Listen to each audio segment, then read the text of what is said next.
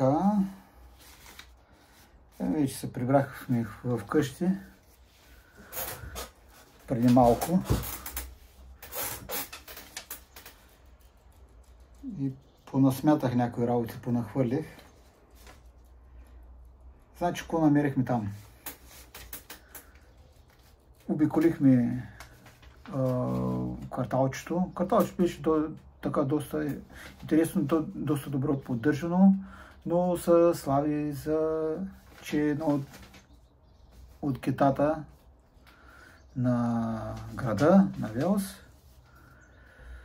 Някой казва, че имало проблеми. Срещнахме се също и с хора, които живеят там от 40 години. Те казаха, че изобщо са нямали никакви проблеми с чужденците, че изобщо е легенда, че има голяма престъпност и така нататък.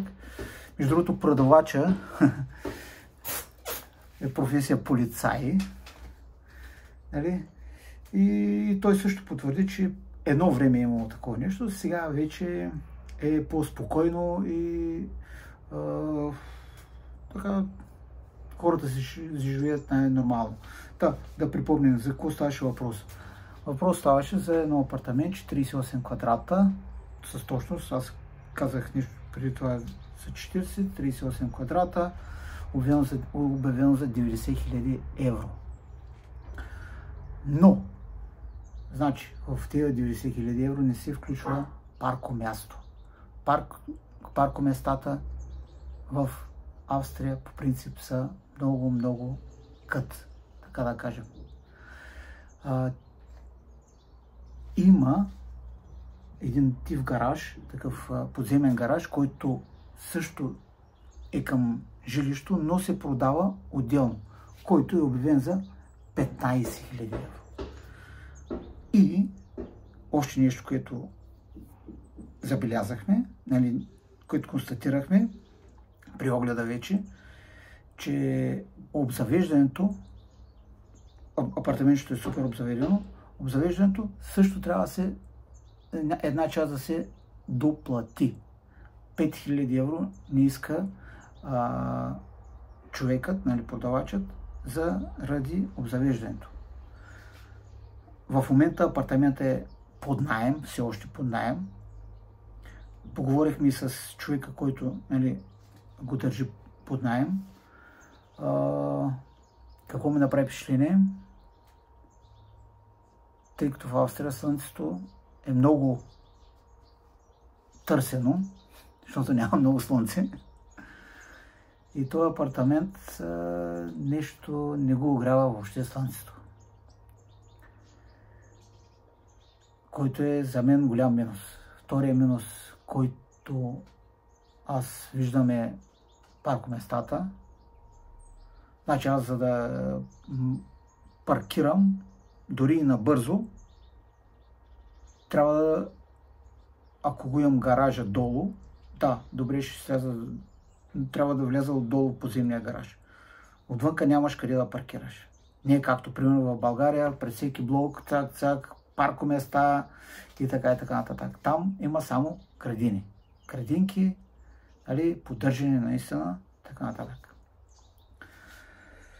И, значи, сумата долу-горе изглежда 110 000 евро за 48 квадрата. За 38, извинете, квадрата площ, което е, според мен, доста много, ако трябва да се инвестира, ако се използва за инвестиционна цел. Не да живееш сам там, човека, а да се отдава под наем. В момента е отдаден, апартаментчето е отдадено под наем за около 300 евро нето. Значи чистия наем е около 300, което идва около някъде около 3% и половина възвръщаемост.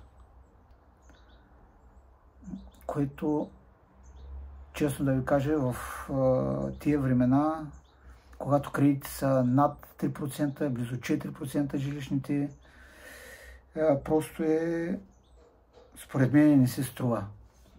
Не знам Може и да има и други мнения да се изкажат по въпроса, но според мен се струва. Това е просто сухата материя. Нали, не се знае какво ще излезе по-нататък. Нали, още какви такси трябва да се платят и така нататък. Не трябва да се събравя, че около 10% имаме и такси, нотариуси, там данъци и така нататък. Значи ще слезем на около 2,78% възвръщаемост годишна, което е супер ниска възвръщаемост за имот, който търсим поне търсим 5% възвръщаемост. Така че аз, нали, според мене, не съм професионалист в тази сфера, но според мене този имот не става за инвестиции. Ами, това беше от мене днеска, за тази седмица. Може другата седмица да направим пак нещо такова. В някой друг град ще отидем, ще огледаме нещо. Апартамент ли ще било, къщичка ли ще било, или някакво място за строеж.